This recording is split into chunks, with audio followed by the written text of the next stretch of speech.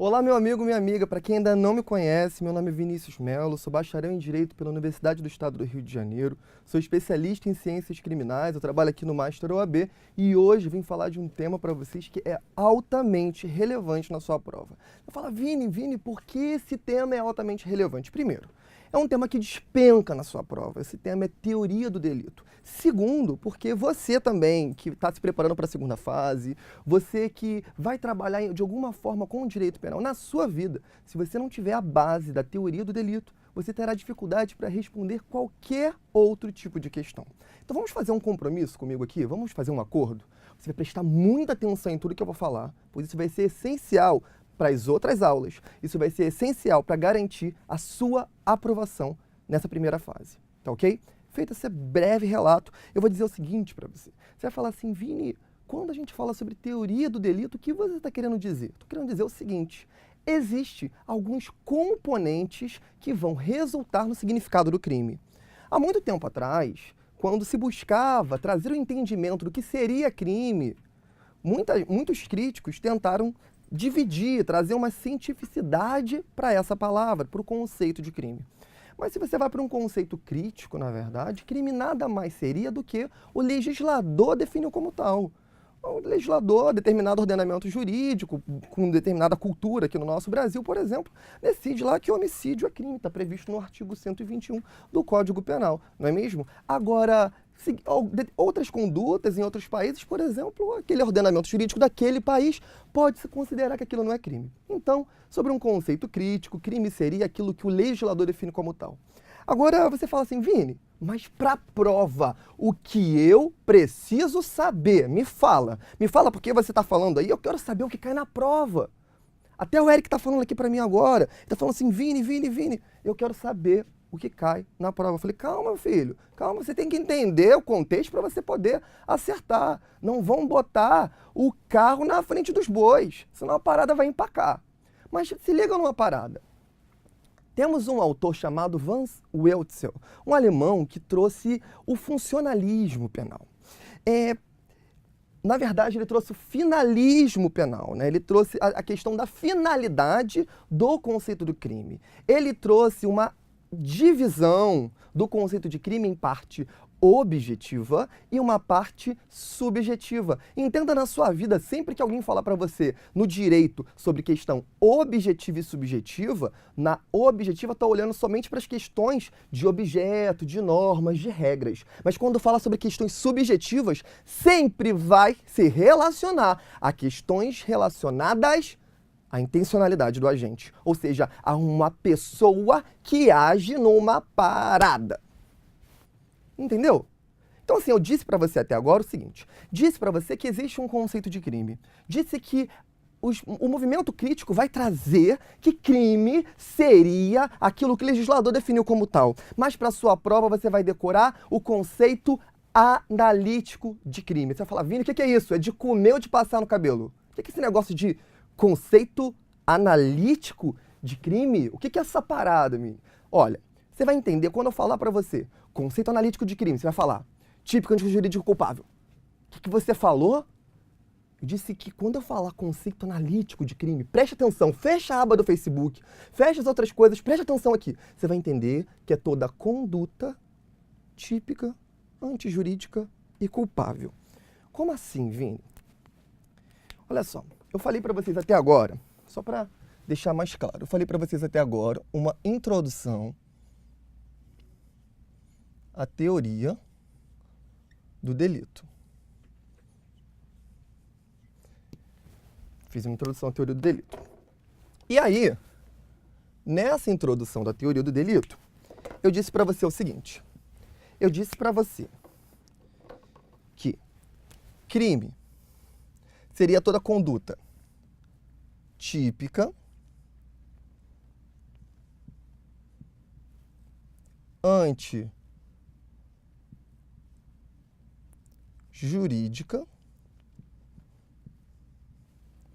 e culpável. Beleza, Vini, tô acompanhando. E que isso tudo, quando somado, vai ser igual a crime. Aí você está falando aí, o Eric está levantando o dedo ali para mim, o tempo todo está falando assim, Vini, olha só, você está querendo dizer então que se não tiver um desses componentes não vai ser crime?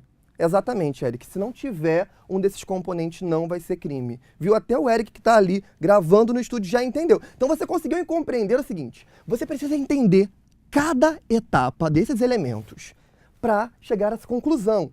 Se não tem uma dessas etapas, você não pode dizer que existe crime.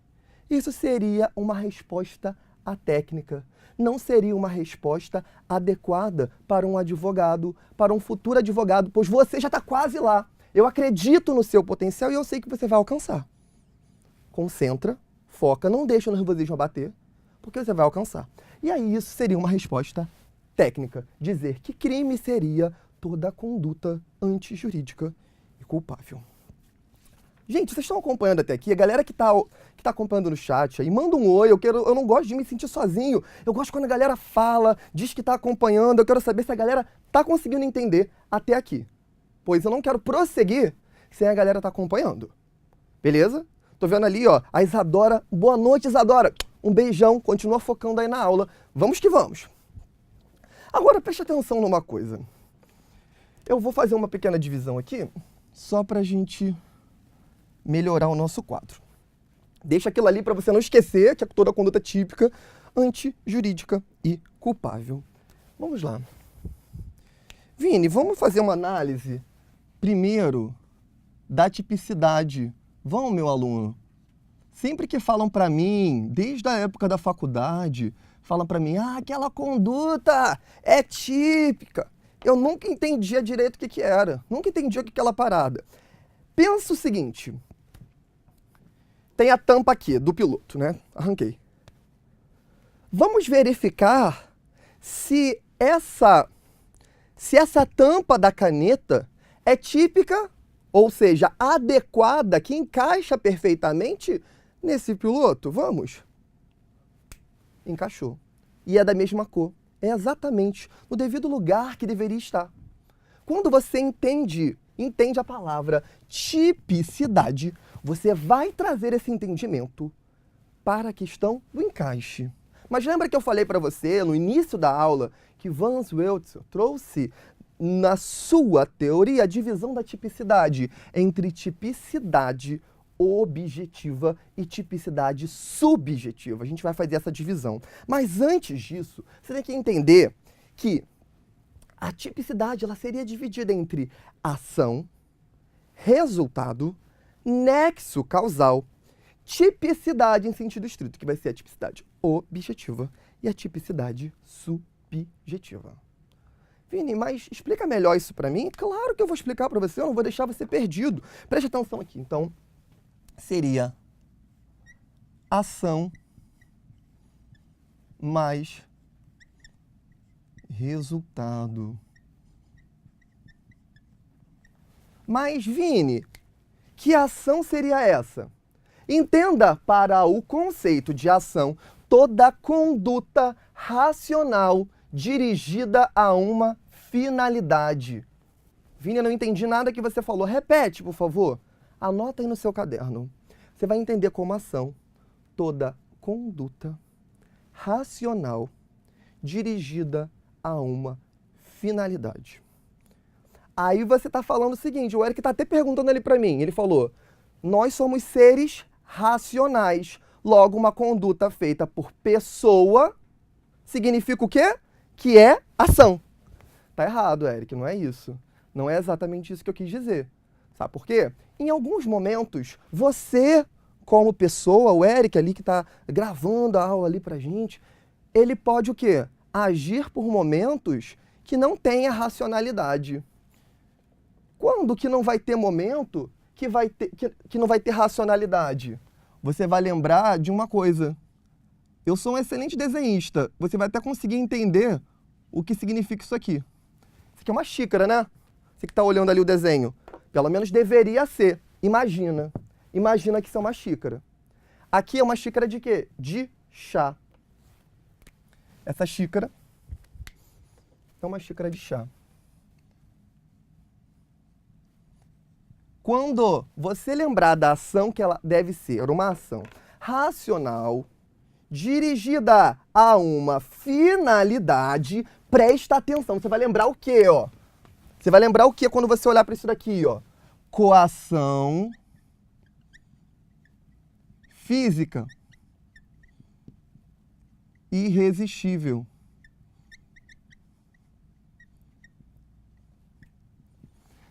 No H, você vai lembrar hipnose ou sonambulismo. E A, atos reflexos. Vini, me dá um exemplo de cada coisa dessa daqui? Dou sim. Quando a gente fala sobre coação física irresistível, você tem que entender uma parada que, assim, é legal até quando tem outra pessoa aqui para ajudar. Eu vou até perguntar, ô Eric, você pode vir aqui rapidinho pra gente mostrar aqui pros alunos, pra eles olharem claramente como deve ser? A galera já conhece o Eric, a galera vive perguntando, pô, quem é o Eric? Quem é o Eric? O Eric tá vindo aqui, ó, ele vai mostrar pra você como seria exatamente uma coação física irresistível. Tá aqui, ó. O Eric, que vocês conhecem, nosso amigo aqui da câmera, ele vai cometer um crime agora. Digamos que esse piloto aqui fosse uma arma, seria a arma que ele tá aqui. Só que ele pegou a arma, ele pegou a arma para atirar vocês. Só que ele não vai atirar mais assim. Sabe o que eu fiz? Ele não pegou com vontade essa arma. Eu peguei, tô fazendo muito crossfit, fiquei uma pessoa mais forte do que ele, só que não, né? Digamos que eu fiquei até mais forte do que o Eric. Eu pego essa arma, eu boto essa arma na mão dele, eu seguro a mão dele e miro na pessoa e atiro. O Eric, ele não quis matar ninguém. Pode ir, Eric. O Eric não quis matar ninguém. O Eric, ele só quis fazer o quê? Nada, ele não queria fazer nada, ele não queria nem vir aqui na frente. Ele ficou todo sem graça porque veio aqui na frente. Você não viu como é que ele ficou vermelho? Ele nem queria fazer isso. Só que o que aconteceu? Ele foi meramente um objeto. Você acha que eu falei pra ele vir aqui na frente, ele veio porque ele queria, porque ele gosta de aparecer? Não, ele veio porque ele ficou sem graça e veio. E ele não quis deixar o Vini sem graça, ele veio também. Entendeu? Então sempre que você lembrar coação física irresistível, você vai lembrar de algo que alguém forçou. Aquilo é físico, forçou. Aí você fala, Vini, fala comigo. Coação moral irresistível é a mesma coisa? Coação moral irresistível é diferente. Na coação moral irresistível, é como se eu falasse pro Eric o seguinte, Eric, olha só, se você não vir aqui na frente para aparecer e falar com os alunos, você vai perder o seu emprego. Aí ele fala, caraca, cara, eu não queria ir lá na frente, tenho vergonha, eu não sei, mas eu vou porque senão eu vou perder meu emprego. Eu coagi ele moralmente. Né? Nas questões eu poderia até dizer que houve um assédio, né? Mas especificamente eu teria coagido ele moralmente. Muitas vezes cai em exemplo em livros, vendo assim, vem uma questão de coação moral falando de filhos e mães, né? Dizendo assim, aquelas famosas ligações, dizendo, se você não fizer isso, eu vou matar o seu filho. Aí a pessoa vai lá e atira em alguém, porque ela atirou em alguém, porque estava sendo coagida moralmente. Só que preste atenção no seguinte, a diferença é que na coação física irresistível, ela exclui a ação. Se exclui a ação, tipo, é atípico, não vai ter crime. Já na coação moral irresistível, depende. Lembra que tudo no direito depende? Aqui também depende. Na coação moral irresistível vai depender o quê? Se aquilo era excusável, vai ser só diminuir a pena. Agora, se era inexcusável, não vai haver crime. O que é essa parada de excusável e inexcusável? Lembra assim, ó, desculpável e indesculpável. Se é indesculpável, se não tinha jeito, não tinha outra alternativa, não é crime. Agora, se tivesse outra possibilidade, não vai só diminuir a pena. Tá ok? Tá acompanhando até aqui? Fala pra mim, você tá acompanhando até aqui tudo que eu tô falando? Tá confuso? Tá difícil de entender? Beleza, né? A galera tá entendendo. Vamos lá. Eu vou apagar a minha xícara maravilhosa. Então, se você não conseguiu copiar, tira print. Tirou print? Eu vou apagar a xícara para continuar com o nosso exemplo. Só para continuar aqui organizando o nosso quadro. Presta atenção numa outra coisa. Existe uma parada chamada nexo de causalidade. Quando eu falo para você sobre nexo de causalidade. Presta atenção aqui, eu não quero você errando na prova. Presta atenção. Nexo de causalidade, você vai entender o quê? O liame subjetivo entre a ação e o resultado. Você falou, poxa, Vinícius, você falou bonito, mas eu não entendi nada. Simples, vou te explicar de uma outra forma. Então é o seguinte, teve a ação e o resultado, né? Por exemplo, eu peguei o apagador e tá aqui na cabeça do Eric. Ele se machucou. Teve uma ação, eu quis jogar e ele se machucou, teve um resultado. Agora, o liame seria aquela parada que liga. Seria isso aqui, ó, como se fosse o que liga a ação e o resultado. Eu poderia dizer que eu, Vinícius, acertei o apagador na cabeça do Eric. Aí você vai dizer, sim, você falou agora, eu vi, você tacou. Eu vi, você tacou e acertou. Beleza.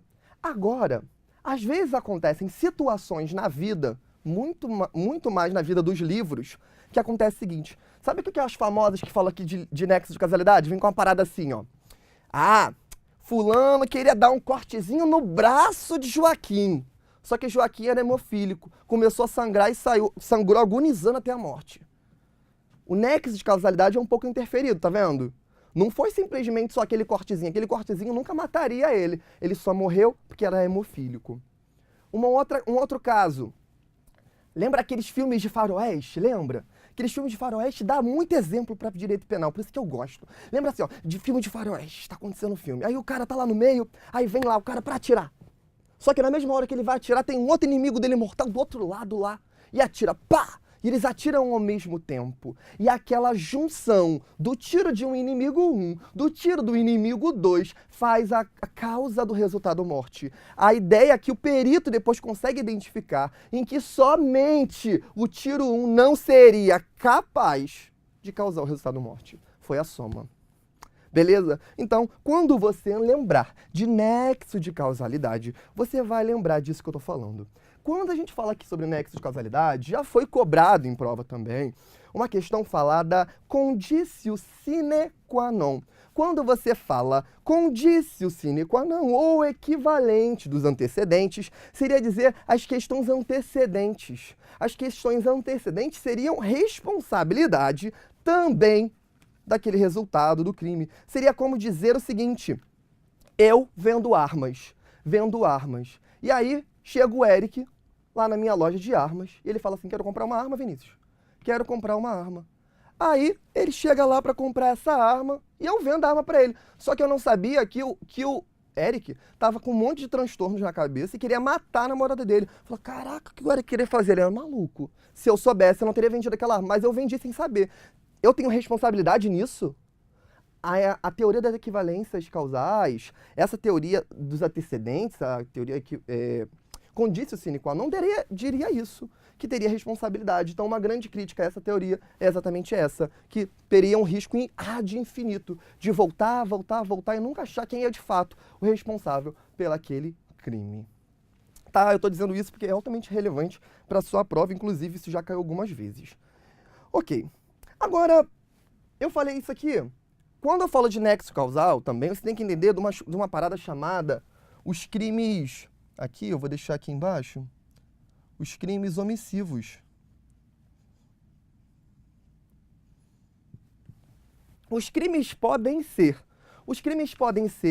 comissivos. Comissivo de comer. É isso? De comer? É. Preste atenção. Significa, lembra assim, comissivo de comer e omissivo. O que é o crime? O que é, Vini? O crime omissivo. Me dá um exemplo? Dou sim. O crime omissivo é aquele que uma não ação configura um crime. E um crime comissivo, aquele de comer. Entenda assim, só uma dica, tá? Seria aquele que a ação resulta em um crime. Que é isso, Vini? Como que é isso? Olha só, os crimes omissivos, eles podem ser omissivos próprios ou impróprios. Os omissivos podem ser próprios ou impróprios. Os omissivos impróprios. Próprios seriam aqueles que o próprio texto legal diz que há uma não conduta. Me dá um exemplo do sim. Crime de omissão de socorro. Deixar de prestar socorro a alguém que esteja numa situação de perigo iminente. O que significa isso? Se você não presta socorro, você tem um dever legal para tal. Se você não presta socorro, você está falando o quê, meu amigo? Você está responsabilizado por aquele crime. Entendeu? O bem jurídico é que toda a sociedade é responsável para proteger aquele bem jurídico. O bem jurídico vida naquela situação. Ok? Entendido? E quando ele é impróprio? Calma aí, segura mais um pouquinho. Eu vou te explicar do comissivo e eu volto para o omissivo impróprio. Beleza? O comissivo seriam praticamente todos os crimes que são com uma ação. Por exemplo, crime de homicídio, artigo 121, matar alguém. Se eu mato alguém, é uma conduta. Se eu não tento matar, não há conduta daquela relação. Beleza?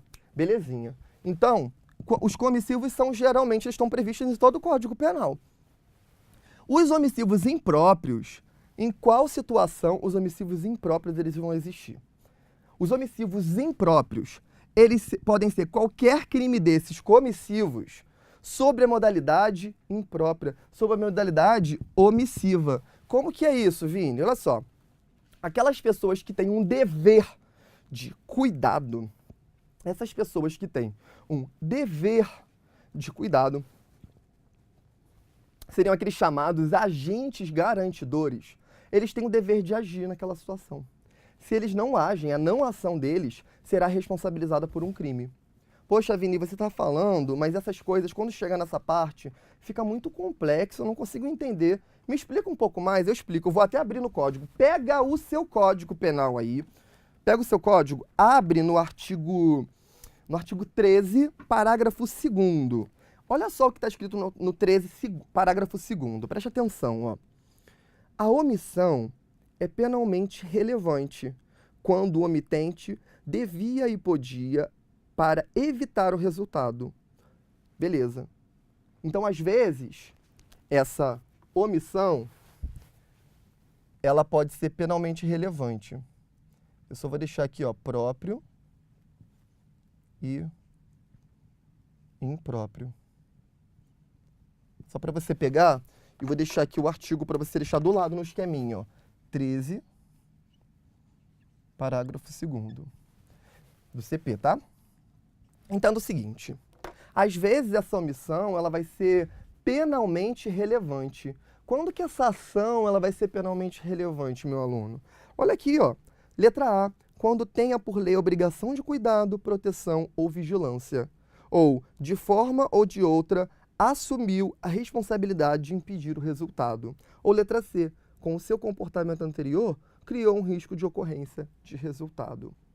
Vini, me dá um exemplo de como se cai na prova. Olha só, sempre que estiver falando dessa parada dos crimes omissivos impróprios, ou podem ser chamados também de comissivos por omissão, você vai lembrar da mãe que tem o dever de cuidado e deixa lá o padrasto lá ter relação sexual com ela, estuprar ela. Ou então vai cair na prova assim também. Alguém que era salva-vidas, a pessoa que é salva-vidas, ela está numa posição de garante, de agente garantidor. Se ela simplesmente, por negligência, deixa as pessoas lá se afogarem, as crianças se afogarem, ela vai responder como se quisesse realizar aquele crime. É isso que o artigo 13 está dizendo. Então você está dizendo para mim, Vinícius, que se o salva-vidas, por uma situação lá imprudência, ele comete um crime omissivo impróprio e uma criança morre, ele vai responder por homicídio? Exatamente. Se você chegou a esse raciocínio, você entendeu o que eu estou dizendo. Assim como a mãe, que deixa, sabe, poderia evitar naquela situação que prosseguisse aqueles crimes em relação à sua filha, os crimes de estupro realizados pelo enteado dela lá, pelo padrasto dela lá, no caso do exemplo, ela vai ser responsabilizada por estupro também, como se estivesse praticando estupro. Tá bom? O Código Penal preferiu agir assim, responsabilizar os agentes garantidores por uma questão de proteção ao bem jurídico tutelado. Tá bom? É assim que funciona. Tá conseguindo acompanhar? Alguma dúvida até aqui? Tudo tranquilo? Suave na nave? Tranquilão? Tranquilão? Belezinha? Ok, né? Galera tá calma aí hoje. Manda um beijo aí, gente. Diz o seu estado, diz de onde você é. Vamos lá, ó. A aula tá começando, ó. Respira, mexe o braço assim, ó. Você mexe o braço aí. Isso, levanta o braço você que tá na sua casa. Você não é maluco. Mexe o braço aí na sua casa também. Vai assim, ó. Relaxa, pra gente prosseguir com a aula. Que a gente fica muito tenso, deixei muito tensa a parada, não tô gostando. Gosto quando fica mais animado, tá bom? Não deixa tenso pra gente não perder também o nosso raciocínio. Ok. Falei pra você, né? Ação, resultado, nexo de causalidade. Vini, o que tem mais aqui na tipicidade? Lembra que eu falei pra você que tem a tipicidade objetiva e tem a tipicidade subjetiva? E lembra que eu falei pra você também, quando você lembrar de subjetivo, lembra de sujeito. Quando lembrar de objetivo, você lembra de objeto, relação. Preste atenção no seguinte, quando eu falo pra você da tipicidade objetiva, eu vou dizer pra você que essa tipicidade objetiva ela pode ser formal ou material. Preste atenção, ó. Ela pode ser formal ou ela pode ser material. Como que é isso, Vini? Me fala, olha só. Quando ela for uma tipicidade formal, você vai lembrar de adequação típica, uma mera formalidade. Agora, quando se tratar de material, precisa ter uma palavrinha mágica. Que palavrinha mágica é essa, Vini? Resultado naturalístico. Isso é creme? Isso é... O que é isso, Vini? Resultado o quê? Naturalístico? É, resultado naturalístico. Uma consequência resultante daquela ação. Ah, tá, agora eu entendi. Preste atenção, ó. Me dá um exemplo de crime formal, de tipicidade, que tem a tipicidade formal em um material? Eu dou. Tipicidade formal. O crime de porte de armas. Tô portando uma arma. Finge que isso é uma arma, tá? Imagina. Tô portando uma arma. Isso aqui é uma bazuca grandona. Tô lá portando uma arma. Porte ilegal de armas. Inclusive, até há pouco tempo falar inclusão de crimes hediondos agora lá, de alguns portes ilegais de armas. Tem que ter verifica isso na lei de crimes hediondos. Não cai na sua prova, porque essa alteração caiu agora, mas no próximo exame cai. Tô lá segurando uma arma. Portar ilegalmente uma arma é formal ou material? É formal, porque não existe um resultado naturalístico. Simplesmente portar a arma, pouco importa se eu vou matar alguém, se eu vou assaltar alguém, o que eu vou fazer com isso. Pouco importa. Agora, preste atenção aqui, um crime que tem uma tipicidade material precisa de um resultado naturalístico. Por exemplo, matar alguém.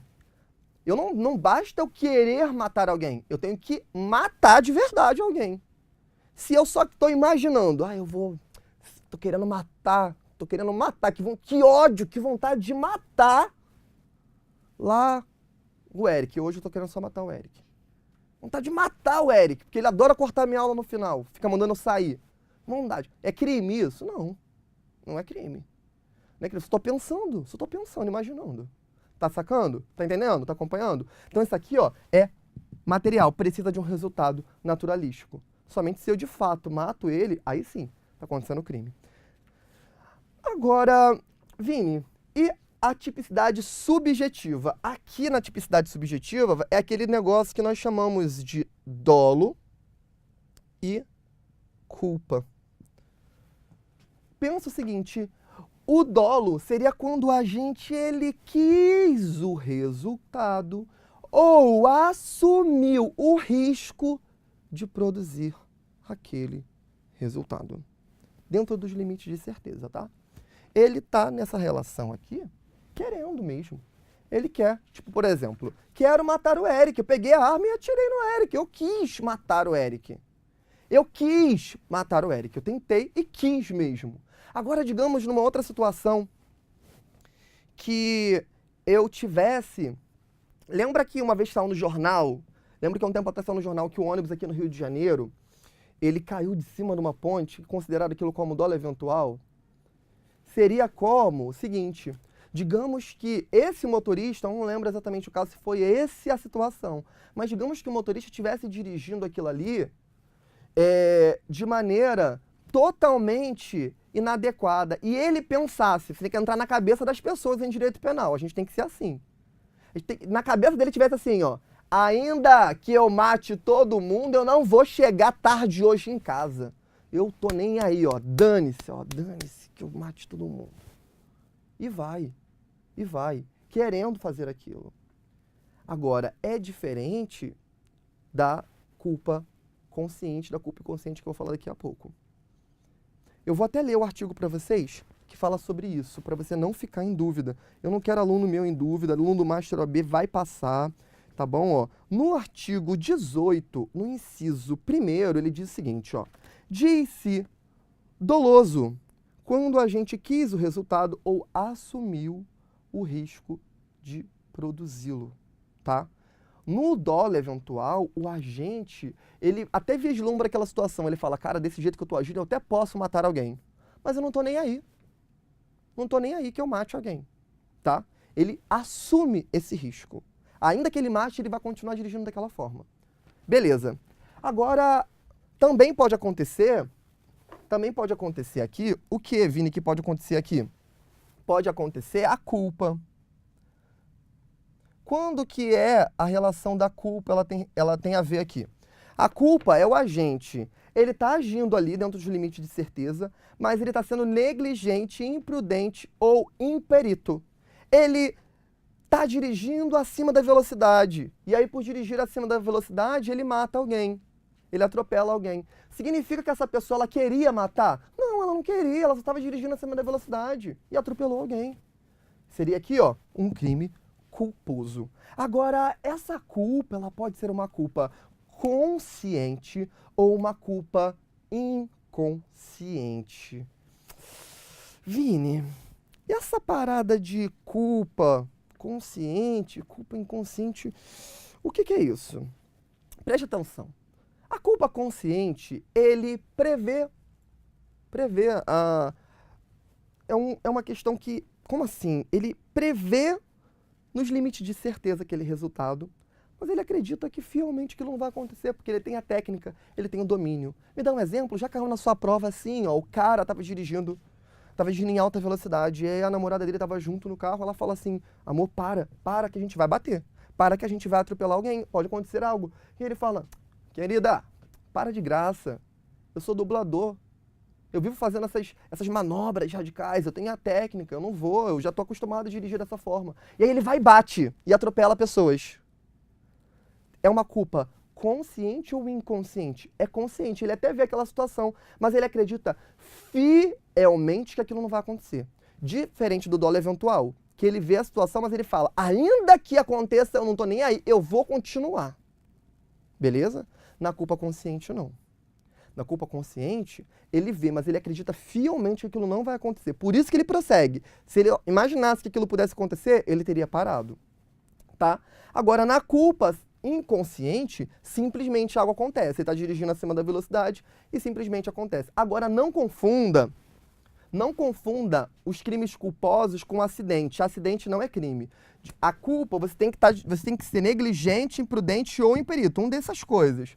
No acidente é assim, você está dirigindo na velocidade normal, indo para sua casa de carro, e alguém pula em cima do carro e você atropela ele sem querer. Você estava dirigindo na velocidade, você não ultrapassou sinal nem nada. Aconteceu. Aquilo é o quê? Um acidente. Acidente não é crime. Ok? Tá acompanhando, gente? Galera de Macapá, do Distrito Federal, tem galera do Brasil todo, caraca. Galera do RJ, a Isadora, a Gleice, um beijão para todas vocês. Torço de coração que todos vocês sejam aprovados. Vamos prosseguir. Então, assim, vocês já entenderam essa parada de tipicidade? Tá entendido? Não ficou dúvida, né? Alguma dúvida até aqui do que eu tô falando? Vou falar para vocês aqui rapidinho agora sobre antijuridicidade.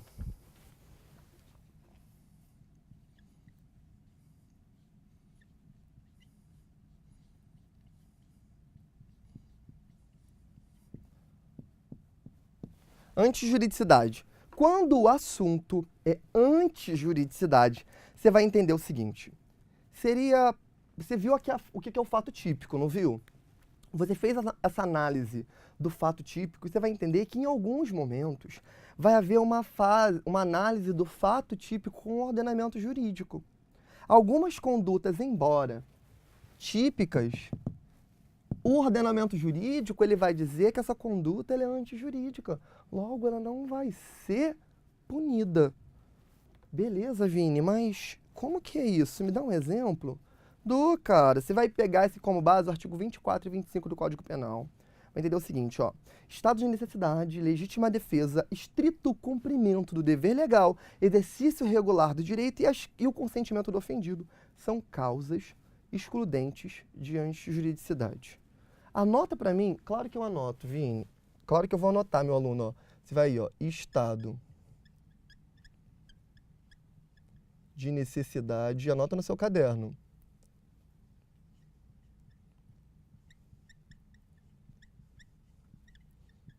Estado de necessidade, legítima defesa, estrito cumprimento do dever legal, exercício regular do direito e consentimento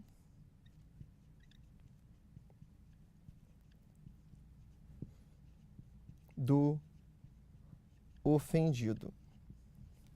Me explica cada um desses, Vini, porque eu sempre confundo, eu fico confuso. É uma revisão, gente. Infelizmente não dá para falar tudo com vocês muito aprofundado, mas na medida do possível a gente faz, ó.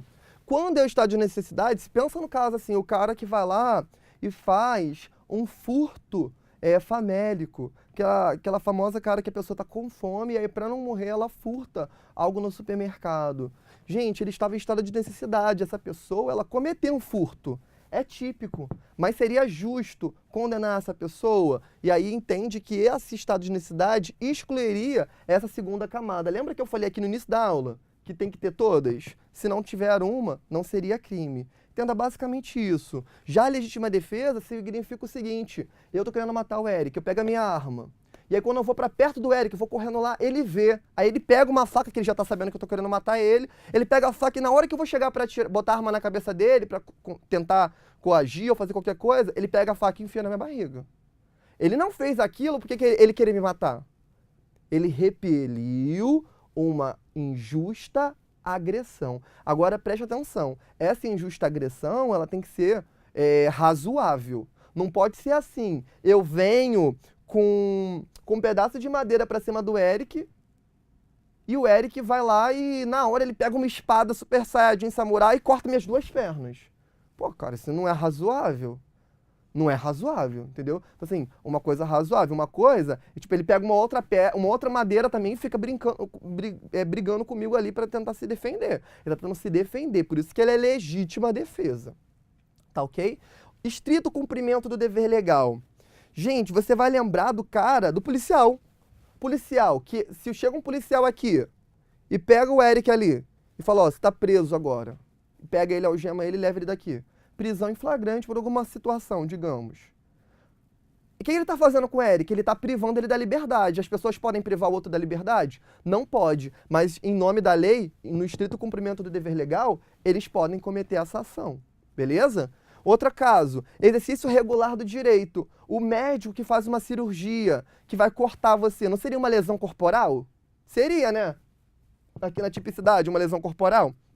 Mas não é crime, porque ele está no exercício regular do direito. Naquela situação é possível. E tem essa causa supralegal, que seria o consentimento do ofendido, que seria as hipóteses em que o ofendido ele consente para aquela relação. Como assim? A tatuagem, por exemplo. A tatuagem não seria uma lesão corporal? Só que você permite aquilo. Você permite aquilo. Dentro daqueles limites, se torna possível. É claro que você não pode consentir pela vida, por exemplo. Ah, pode me matar, eu deixo. Não pode. Aí não pode, aí não entra nessa parada. Beleza? De forma bem resumida, você entende dessa forma. Ok, Vini, fala comigo ainda mais, galera aí, eu não tô vendo, ou eu tô explicando muito bem, ou a galera tá assim, Vini, sua aula tá muito chata. Porque a galera não tá nem falando, só falou do Estado, só nem perguntou nada. Tá entendendo tudo? Sério mesmo, tá entendendo? Presta atenção aqui, hein? Vamos lá. Pra fechar e a gente fazer as questões aqui rapidinho, eu queria falar com vocês aqui da culpabilidade. Vamos lá. Gente, quando a gente fala da culpabilidade, aqui nessa análise da culpabilidade, a gente vai fazer o quê? Nessa análise a gente vai olhar para aquela norma, para a questão típica antijurídica, mas na culpabilidade a gente vai fazer uma análise da questão dos elementos que levaram ele a causar aquilo, uma análise subjetiva do sujeito. E aqui você vai entender o quê? Você vai entender a capacidade de entender o ilícito, capacidade de entender o ilícito. Quando você fala de capacidade de entender o ilícito, você vai entender o cara, em palavras fáceis, tipo, se o cara é maluco, se o cara tá bêbado, se o cara agiu por emoção e paixão. Você vai lembrar, você anota aí depois, não dá tempo de explicar tudo com detalhes, mas você vai lembrar do artigo 26, 27 e 28 do Código Penal. A segunda hipótese seria a possibilidade de conhecer a proibição. Possibilidade de conhecer a proibição. Seria o seguinte, da questão da possibilidade de conhecer a proibição, é o famoso erro de proibição. O cara tá agindo naquela situação, por exemplo, o cara tá levando para casa uma pequena quantidade de drogas. Ele julga fielmente que aquela pequena quantidade de drogas o caracteriza como usuário. Que ele não está sendo traficante nem nada, mas ele está carregando 2 quilos de maconha para casa. É razoável esse erro de proibição? Não é razoável. Mas digamos que ele tivesse só com um pouquinho só. Para ele, na cabeça dele, aquilo não era crime. Para ele não era crime. Então, assim, tem que ser a possibilidade de conhecer a proibição. Aqui você vai lembrar do artigo 21 do Código Penal, tá? E a terceira questão seria a exigibilidade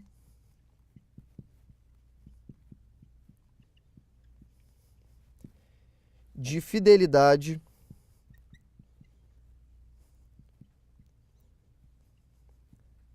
ao direito. Tá? O que é isso, Vini? Aquilo que eu falei no início da aula. Coação moral irresistível.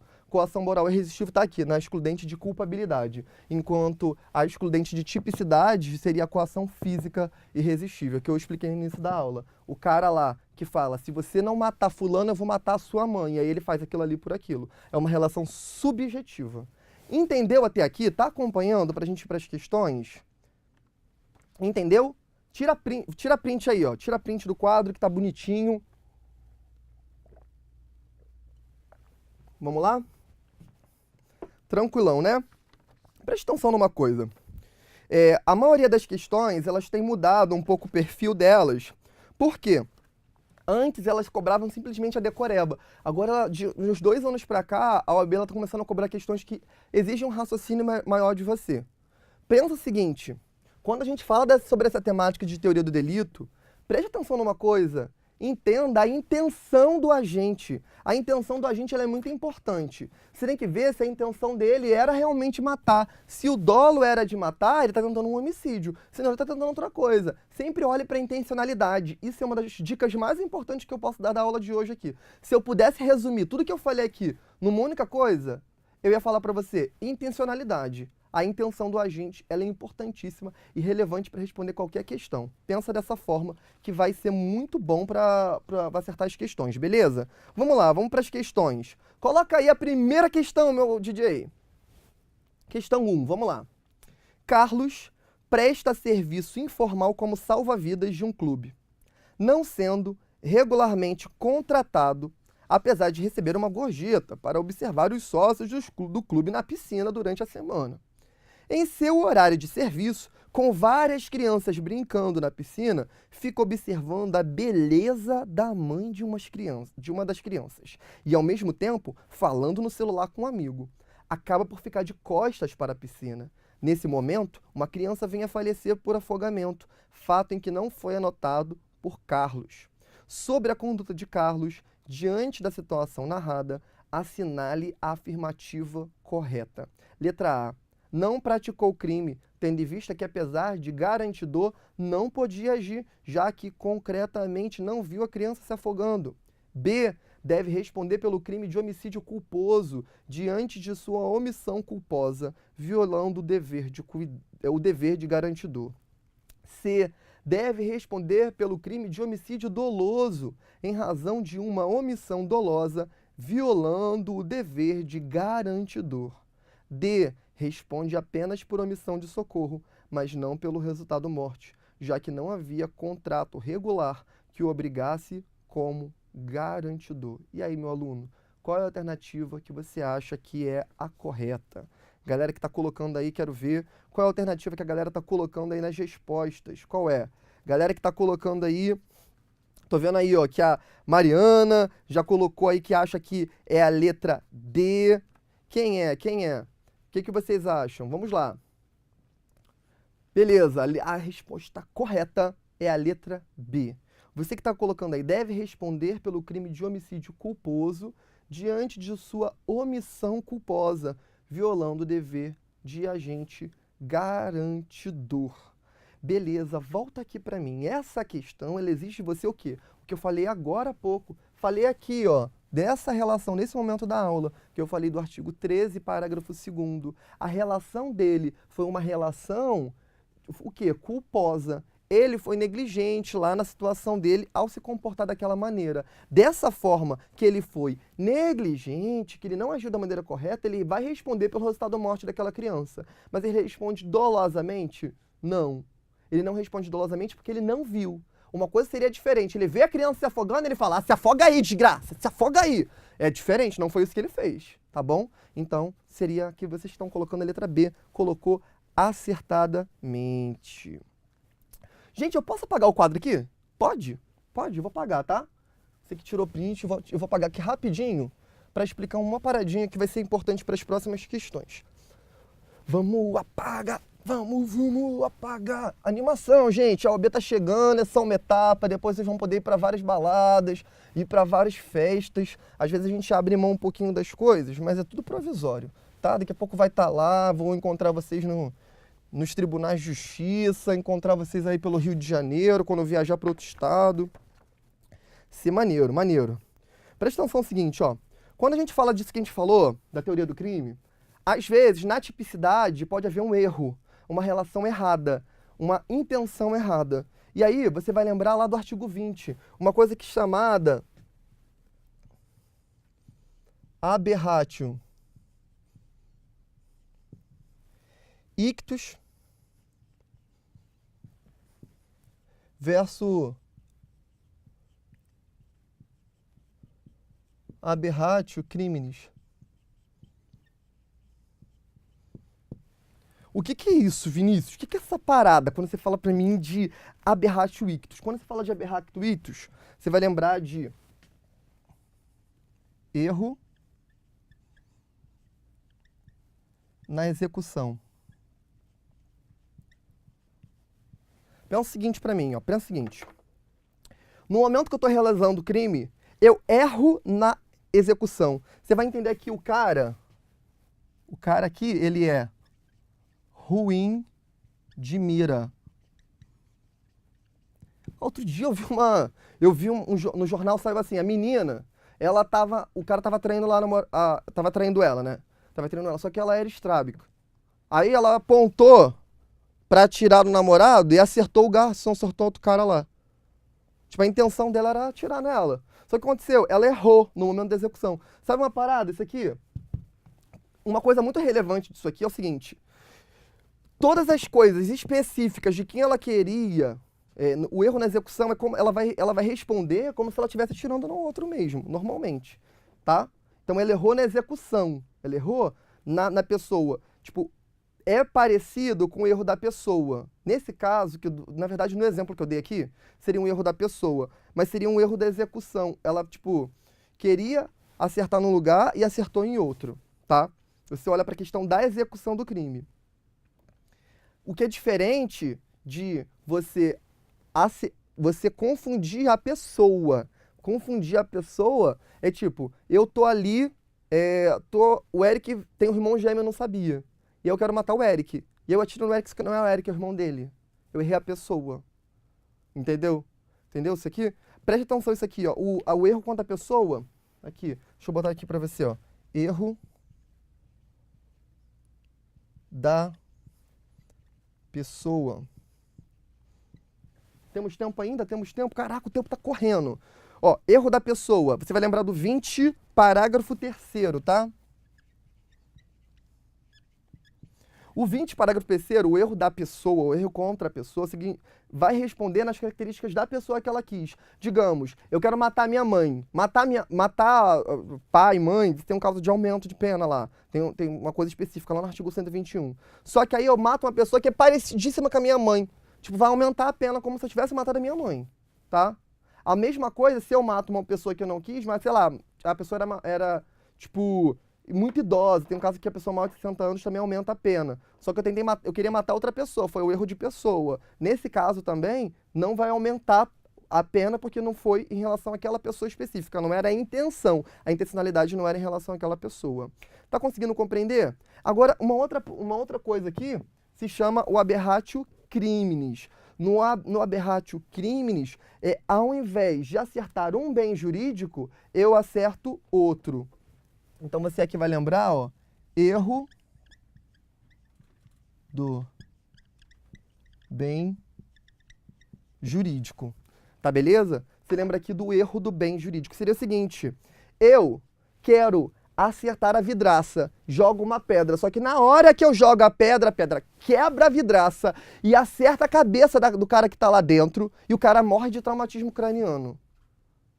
Tipo assim, o bem jurídico que eu queria violar era só a questão do patrimônio do cara, eu não queria matar ele. Não era essa a minha intenção. Tá beleza? Então esse aqui seria um exemplo. E uma outra coisa é erro determinado por terceiro, que está no parágrafo 2º. O erro do parágrafo 2º, do 20, parágrafo 2º, o erro determinado por terceiro, é algo induzido por terceiro. A pessoa te induziu a realizar aquele crime, você realizou aquele crime, não achando que aquilo era crime, aquela pessoa vai responder. Tá? Isso está no parágrafo 2º, 20, parágrafo 2º. Beleza? Entendeu isso daqui? Vamos para a próxima questão rapidinho. Ainda temos um pouquinho de tempo. Bom que a gente ganha tempo. Vamos lá. Bota a questão 2, DJ. Pedro e Paulo bebiam em um bar da cidade quando teve início uma discussão sobre futebol. Pedro, objetivando atingir Paulo, desfere contra ele um disparo que atingiu o alvo desejado e também terceira pessoa que se encontrava no local. Certo que ambas as vítimas faleceram, inclusive aquela cuja morte não era querida pelo agente. Para resolver a questão no campo jurídico, deve ser aplicada a seguinte modalidade de erro. Letra A, erro sobre a pessoa, aberratio ictus, aberratio criminis, erro determinado por terceiro. Preste atenção aí nessa questão. Olha, o cara, ele queria matar Pedro e ele atingiu para o alvo, ele acertou, só que acertou não só ele, acertou outra pessoa. O que aconteceu aí? Ele errou a pessoa? Foi aberratio ictus, aberratio criminis? Ou erro determinado por terceiro? Qual é a alternativa correta? Você que está fazendo a nossa prova aí. Volta aqui, por favor. Já voltou, né? Beleza. Galera que está colocando aí, vamos lá. Qual é a alternativa correta, meu aluno? Vamos lá. Letra B, galera que está colocando aí, ó. Letra B, vamos ver qual alternativa vocês acham a alternativa correta. Volta aí, por favor. Vamos lá. Letra C, a gente está colocando letra C. Vamos lá. A alternativa correta, volta lá no slide, por favor. A alternativa correta é aberratio ictus. Por que é aberratio ictus? Porque, e não aberratio criminis. Aqui, ali, ele não errou. Aqui, ó, no aberratio criminis, preste atenção, ele erra o bem jurídico. Ele queria quebrar a vidraça e acertou outra pessoa. Não foi isso que aconteceu. Foi um erro na execução. aquele cara que é ruim de mira, ele acertou quem ele queria e acertou uma outra pessoa na forma que ele atirou. Ele não teve só destreza suficiente para acertar somente em um cara. Beleza? Foi isso que aconteceu nesse caso aqui. Ok? Vamos fazer mais uma questão? Coloca lá, por favor. Essa questão aqui é interessantíssima. O Wellington pretendia matar Ronaldo, camisa 10 e melhor jogador de futebol do time Bola Cheia, seu adversário no campeonato do bairro. No dia de um jogo do Bola Cheia, o Wellington vê de costas um jogador com a camisa 10 do time rival. E aí, acreditando ser Ronaldo, efetua diversos disparos de arma de fogo, mas na verdade, aquele que vestia a camisa 10 era Rodrigo, adolescente que substituía Ronaldo naquele jogo. Em virtude dos disparos, Rodrigo faleceu. Considerando a situação narrada, assinale a opção que indica o crime cometido por Wellington. Letra A, homicídio consumado, considerando-se as características de Ronaldo, pois houve erro na execução. Homicídio consumado, considerando as características de Rodrigo. Homicídio consumado, considerando as características de Ronaldo, pois houve erro sobre a pessoa. Letra D, tentativa de homicídio contra Ronaldo e homicídio culposo contra Rodrigo. Qual é a alternativa que você acha correta? A primeira coisa que você tem que pensar é o seguinte. Tentativa de homicídio. Houve tentativa de homicídio nesse caso? Ele queria matar o Wellington. Só que ele atirou achando que era o Wellington. Ele jurava que era o Wellington. Só que ele acertou outra pessoa. Não. O Wellington, na verdade, né? O Wellington queria matar Ronaldo. Confundi o nome aqui, malucão. Ele queria matar Ronaldo. E aí, ele achou que era Ronaldo, mas não era Ronaldo. Era o outro cara lá. Ele errou o quê? Fala pra mim. Ele errou a pessoa. Erro da pessoa. E matou mesmo, né? Qual é a alternativa correta? Você que está olhando aí. Você que está marcando nas questões. Está marcando o quê? Letra C. Galera tá marcando letra C de casa. Galera, bota no slide aí, meu DJ. Botou letra C, acertou. Homicídio consumado, considerando as características de Ronaldo, pois houve erro sobre a pessoa. Beleza? Pode voltar aqui, por favor, gente. Eu queria terminar as questões com você, mas não vai dar tempo. Não vai dar tempo. Então, eu vou colocar aqui para você o gabarito das questões, tá? Das demais questões. Infelizmente, não vai dar para terminar. O pessoal tá aí falando que eu tenho que acabar. Eu não queria acabar, não. Mas o pessoal, por mim, eu dava aula para vocês até 7 horas. Se vocês pedirem aí, de repente o pessoal deixa. Mas o pessoal não tá deixando aqui, mandou acabar. Eu vou acabar. Calma, calma, já tô saindo. Vamos lá, vou deixar outro professor entrar. 4, letra B. 5, letra C. 6, letra C. E 7, letra C. Então, ó, você que está acompanhando a nossa aula aí, tira print dessa tela para depois você ter o gabarito de tudo, das outras questões. Tira print aí, tá? Ó, 1B, 2B, 3C, 4B, 5C, 6C, 7C. Tá bom? Gente, foi um prazer inenarrável estar aqui com vocês. Eu adoro dar aula de penal, fico muito feliz. Adoro quando eu posso contribuir para o seu sucesso. Eu espero de coração que, se Deus quiser, essa é a hora da aprovação de vocês. Vocês vão passar. Eu tô aqui na torcida. E a galera que vai fazer direito penal na segunda fase, tô aguardando vocês de braços abertos, tá bom? Um grande beijo e nos vemos nos corredores dos tribunais de justiça desse grande Brasil, tá bom? Até a próxima. Tchau, tchau.